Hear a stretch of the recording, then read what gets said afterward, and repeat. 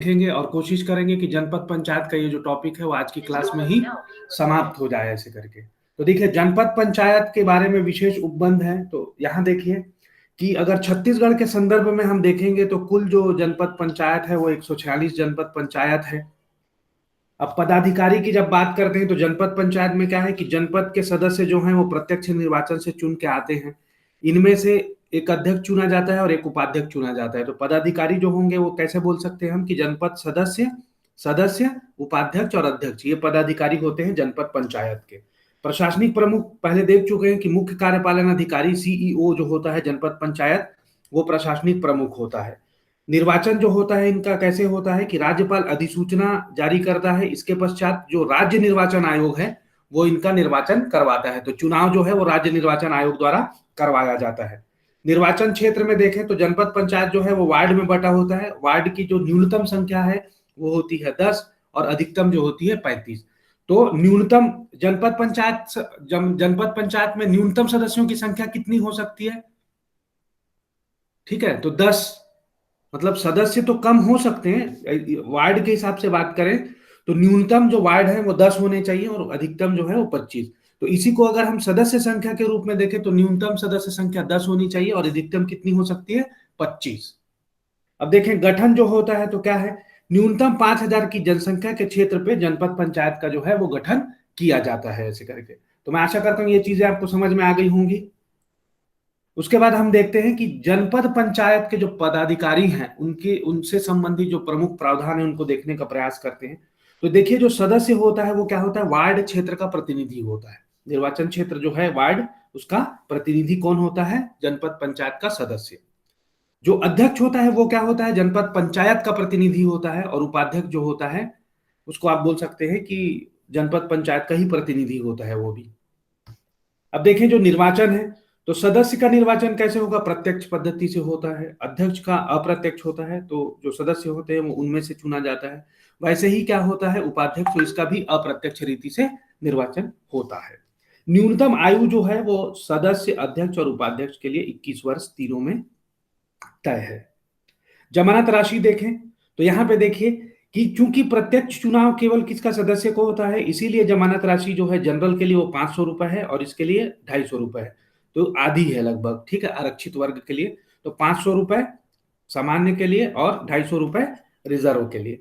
अब देखिए अध्यक्ष के लिए और उपाध्यक्ष के लिए इसमें कोई ऐसी व्यवस्था नहीं है, क्योंकि जो निर्वाचन है वो अप्रत्यक्ष रूप से होता है। कार्यकाल जो है, अब जैसे प्रश्न ऐसे भी पूछ सकते हैं ना कि अध्यक्ष, ठीक है, जनपद पंचायत के अध्यक्ष के निर्वाचन के लिए अध्यक्ष की जमानत राशि क्या होती है? तो 500, 250 ऐसे करके देगा और इनमें से कोई नहीं देगा। तो इनमें से कोई नहीं वाला जो ऑप्शन है वो आपका सही होगा। तो यहां देखिए सदस्य के लिए जो है ये जो है 500 और 250 रुपए है। कार्यकाल देखिए तो सदस्य, अध्यक्ष और उपाध्यक्ष इनका सबका 5 वर्ष का कार्यकाल होता है। कब? प्रथम अधिवेशन से शुरुआत होती है, आगामी 5 वर्ष के लिए इनका कार्यकाल होता है। शपथ जो है वो देखिए कि कलेक्टर जो है ना, वो दिलवाता है इनको। त्याग पत्र जो है वो जो सदस्य होता है, जनपद सदस्य, वो किसको देगा? जनपद पंचायत के अध्यक्ष को, है ना। और उपाध्यक्ष जो है वो भी अध्यक्ष को देगा। लेकिन जो अध्यक्ष होता है वो कलेक्टर या अतिरिक्त कलेक्टर को त्याग पत्र देता है। मतदान का रंग पीला। तो प्रत्यक्ष निर्वाचन किनका होता है? सदस्यों का। तो इसमें जो मतदान पत्र होता है उसका रंग पीला होता है, ठीक है। और इनके लिए ऐसा कोई व्यवस्था नहीं है। पद मुक्ति देखें तो पद मुक्ति में हम जो 4 प्रकार देखे थे, क्या क्या? निलंबन, पद से हटाना, त्याग पत्र और अविश्वास प्रस्ताव। तो सदस्य के लिए क्या है? अविश्वास प्रस्ताव का प्रावधान नहीं है, लेकिन बाकी जो तरीके हैं निलंबन, पद से हटाना और त्याग पत्र, तो इनकी व्यवस्था है सदस्य के लिए। तो पद मुक्ति इन तरीकों से हो सकती है सदस्य की। कैसे कैसे? निलंबन से, पद से हटाना और त्याग पत्र द्वारा, ठीक है। वैसे ही अध्यक्ष के लिए, तो जो सदस्य के लिए जो 3 चीजें हैं, ये निलंबन, पद से हटाना और त्यागपत्र, ये तो होते ही होते हैं। साथ में अतिरिक्त जो है अविश्वास प्रस्ताव द्वारा व्यवस्था है इनको पद मुक्ति के लिए। और यही व्यवस्था जो है उपाध्यक्ष के लिए भी होती है। तो ये चारों चीजें जो हैं वो उपाध्यक्ष के लिए होंगी। तो अब यहाँ पे प्रश्न ऐसे पूछ सकता है कि जो जनपद पंचायत के सदस्य होते हैं उनकी पद मुक्ति का क्या तरीका होता है? तो निलंबन पद से हटाना और त्याग पत्र, तो निलंबन होता है, पद से हटाना, त्याग पत्र भी होता है, लेकिन अविश्वास प्रस्ताव नहीं होता है। तो विकल्प में अगर दिया जा सकता है तो केवल एक, केवल दो, केवल तीन, या एक दो, या फिर एक दो तीन, या उपरोक्त सभी, या उनमें से कोई नहीं। तो आपको याद रखना है निलंबन, पद से हटाना और ये। अध्यक्ष और उपाध्यक्ष के लिए चारों जो हैं वो सामान्य रूप से होंगे। क्लियर। अब उसके बाद देखो जनपद पंचायत की संरचना के बारे में देखते हैं कि जनपद पंचायत जो संरचना है जनपद पंचायत की वो कैसे होती है। तो सबसे पहले देखो एक चीज तो आप देखोगे कि जो निर्वाचित सदस्य होते हैं, ठीक है, न्यूनतम 10 अधिकतम 25, वो तो रहेंगे ही जनपद पंचायत में, है ना, उनमें से ही अध्यक्ष उपाध्यक्ष रहता है, तो निर्वाचित सदस्य जो रहते हैं वो तो रहेंगे ही रहेंगे। अतिरिक्त जो है वो क्या होता है, तो अतिरिक्त में देखो राज्य विधानसभा, ठीक है, मतलब विधानसभा का कोई सदस्य है जो विधायक है, वो अगर पूर्णतः या अंशतः निर्वाचन क्षेत्र में, ठीक है, जनपद पंचायत के निर्वाचन क्षेत्र में अगर वो आता है, ठीक है, अंशतः या पूर्णतः, आंशिक रूप से भी आ सकता है या पूर्ण रूप से भी आ सकता है, तो वो उस जनपद सदस्य का, जनपद पंचायत का सदस्य होगा। ठीक है, तो विधायक जो है वो अगर पूर्णतः या अंशतः निर्वाचन क्षेत्र में आता है जनपद के, तो वो स्वयं जो है उस जनपद पंचायत का सदस्य होगा। लेकिन यहां पे एक चीज आपको देखना है कि अगर उसका जो निर्वाचन क्षेत्र है, मतलब वो जिस सूची में है और वो पूर्णतः नगरीय क्षेत्र में आता है, तो वो सदस्य नहीं होगा जनपद पंचायत का। तो यहां पे क्या देखना है, अंशतः या पूर्णतः निर्वाचन क्षेत्र में है तो आएगा, लेकिन अगर पूर्णतः नगरीय क्षेत्र में आता है तो वो सदस्य नहीं होगा।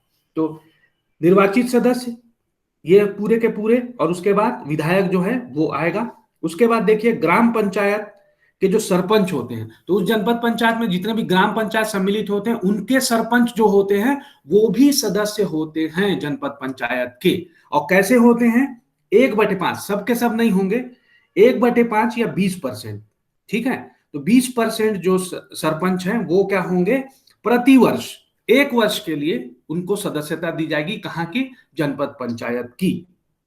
और कैसे होगा, चक्रानुक्रम में, मतलब जो बन चुका है वो दोबारा नहीं बनेगा, आगे के लोग बनेंगे, ठीक है। और इनका चयन कैसे किया जाएगा, लॉटरी के सिस्टम, जैसे 20 सरपंच हैं तो, है ना, तो उसका 20% कितना होगा, 4, तो वो 4 लोग जो हैं 1 वर्ष के लिए क्या होंगे, जनपद पंचायत के सदस्य होंगे, है ना। और एक सरपंच जो एक बार बन चुका है वो दूसरी बार क्या है, जनपद पंचायत का सदस्य नहीं बनेगा।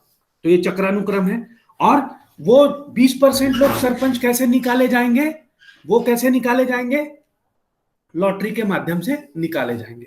तो ये हमने क्या समझा, जनपद पंचायत जो है उनकी जो संरचना है वो कैसे होती है उनको समझने का हमने प्रयास किया।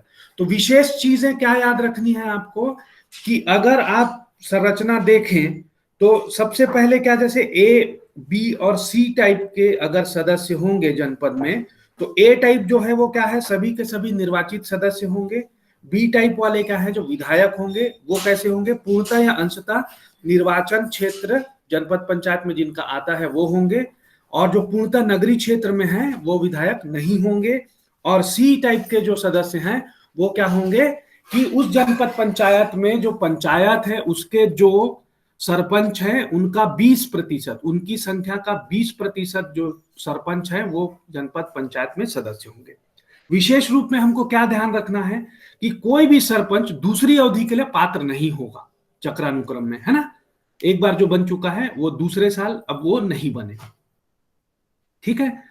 उसके बाद क्या बोलता है कि जैसे 20-20% करोगे ना, तो 20-20% करोगे तो क्या हर साल अगर रखा जाएगा तो क्या है, 100% हो जाएंगे, तो सभी सरपंचों को जनपद पंचायत में सदस्य बनने का मौका मिलेगा। ठीक, ये चीज क्लियर हो गई।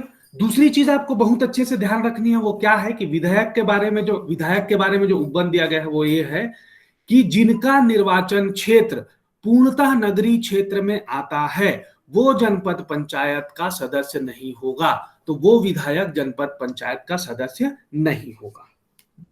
क्लियर।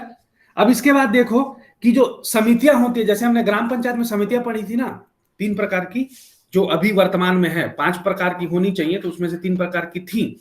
अब हम देखते हैं कि जो जनपद पंचायत है उसमें जो 5 प्रकार की जो समितियां हैं, तो समितियों के जो नाम है वो क्या क्या है, सामान्य प्रशासन समिति पहला, कृषि समिति, शिक्षा समिति, संचार व संकर्म समिति और सहकारिता उद्योग समिति। ठीक है, तो ये 5 प्रकार की समितियां हैं जो स्थायी समितियां होंगी। तो यहां पे देखो कि सामान्य प्रशासन समिति जो है उसमें देखो जो क्या क्या क्रियान्वयन करती है उनके बारे में देखेंगे हम, कि एकीकृत ग्रामीण विकास कार्यक्रम, ये सामान्य प्रशासन समिति के लिए, योजना व बजट लेखा जो है, और 20 सूत्री कार्यक्रम आदि का क्रियान्वयन जो है वो सामान्य प्रशासन समिति द्वारा किया जाता है। उसके बाद आप देखो कृषि समिति के बारे में देखें तो कृषि एवं पशुधन से संबंधित समस्त कार्य का संपादन जो है वो कृषि समिति, जो स्थायी समिति है वो करती है। अब उसके बाद देखें शिक्षा समिति के जो कार्य हैं वो क्या है। जैसे तो शिक्षा समिति आप देखो कि अगर नाम से ही देखो तो आपको पता चल जाएगा कि प्रौढ़ शिक्षा, सामाजिक कल्याण, अस्वस्थता निवारण, ठीक है, मद्य निषेध इत्यादि के सभी जो कार्य हैं इनका क्रियान्वयन किसके द्वारा किया जाएगा, शिक्षा समिति के द्वारा। संचार व संकर्म समिति जो है वो क्या करती है, संचार, लघु सिंचाई, ग्रामीण निर्माण इत्यादि का जो कार्य है वो संचार व संकर्म समिति का क्रियान्वयन, उसका क्रियान्वयन करती है। उसके बाद देखो सहकारिता उद्योग समिति के बारे में देखते हैं, तो ये क्या करती है, सहकारिता उद्योग से ही समझ में आ रहा होगा आपको, जैसे कुटीर उद्योग हो गया, ग्रामोद्योग हो गया, खाद्य हो गया, नागरिक आपूर्ति है, सांख्यिकी है इत्यादि जितने भी विषय हैं इससे सम्मिलित सभी विषयों का क्रियान्वयन जो है वो सहकारिता उद्योग समिति के द्वारा किया जाता है। ऐसे करके तो स्थायी समिति में 5 प्रकार की समितियां देखी हमने, सामान्य प्रशासन समिति, कृषि समिति, शिक्षा समिति, संचार व संकर्म समिति और सहकारिता उद्योग समिति के बारे में। अब हम देखते हैं कि स्थायी समिति के सदस्यों हेतु क्या प्रावधान दिया गया है। ठीक है, तो ये कैसे होगा, तो यहां पे देखो जनपद पंचायत का अध्यक्ष जो होता है, ठीक है, मतलब जो अध्यक्ष है जनपद पंचायत का, वो सामान्य प्रशासन समिति का पदेन सभापति होता है। यह से भी क्वेश्चन पूछता है कि सामान्य प्रशासन समिति का अध्यक्ष कौन होता है, तो कौन होगा, जनपद पंचायत का जो अध्यक्ष है वो ही वहां का पदेन सभापति होगा समिति का। तो ये चीज आपको बहुत अच्छे से ध्यान में रखनी है। और दूसरी चीज ये है कि जो शिक्षा समिति है, ठीक है, तो शिक्षा समिति में क्या होता है कि जो उपाध्यक्ष होता है जनपद पंचायत का वो पदेन सभापति होता है। तो ये दो चीज जो है आप मार्क करके रखिएगा। अब यहां पे देखो कि सामान्य प्रशासन समिति को छोड़कर, तो इसको एक्सक्लूड कर देना है आपको, और प्रत्येक समिति में 5-5 सदस्य होंगे। ठीक है, तो ये चीज आपको दिख रही है। तो सामान्य प्रशासन समिति को छोड़कर बाकी समितियों में केवल 5 सदस्य ही होंगे जिनका निर्वाचन जनपद पंचायत के सदस्यों में से किया जाएगा। तो निर्वाचित जो सदस्य हैं, ठीक है, वो क्या है, उनमें से जो है उन जो निर्वाचित सदस्य उन्हीं में से क्या किया जाएगा, शिक्षा समिति है ना, मतलब जो भी समितियां हैं इन सभी समितियों में से इनमें सदस्य होंगे वो। अब दूसरी चीज ये है कि इस समिति में से जितनी भी ये समितियां 5 समितियां बन रही है ना, उसमें से एक महिला सदस्य होना अनिवार्य है और एक सदस्य एसटी या एससी वर्ग का होना अनिवार्य है इन 5 समितियों में से। तो ये अनिवार्यता है। अब उसके बाद देखो कि कोई भी व्यक्ति, कोई भी सदस्य जो है वो एक समय में 3 से अधिक समितियों का सदस्य नहीं हो सकता। तो ये भी प्रतिबंध है कि एक ही समय में वो 3 समितियों का सदस्य नहीं रह सकता है। अब इसमें एक्सक्लूड क्या है को कर देना है आपको, सामान्य प्रशासन समिति है इसको छोड़ देना है आपको। तो इसके लिए गणना में नहीं किया जाएगा अगर वो सदस्य है तो, जैसे इन तीनों में है तो इसमें भी रह सकता है। ठीक है, और इसके लिए बस गणना नहीं की जाएगी, तो इसको आपको छोड़ देना है कि सामान्य प्रशासन समिति को छोड़कर बाकी किसी भी 3 से ज्यादा में वो एक ही समय में समिति का सदस्य नहीं रह सकता है कोई भी सदस्य। तो ये चीज क्लियर है। अब उसके बाद देखो विधानसभा का जो सदस्य होता है, जो जनपद का सदस्य है, ठीक है, क्या जो अंशतः या पूर्णतः जनपद क्षेत्र में आता है निर्वाचन में, ठीक है, तो वो जो विधायक है, विधानसभा का जो सदस्य है वो जनपद पंचायत का सदस्य है, उस पंचायत की प्रत्येक समिति का पदेन सदस्य होता है। मतलब इन सभी समितियों में वो जो विधानसभा का सदस्य है विधायक, वो सभी समितियों में पदेन सदस्य होगा।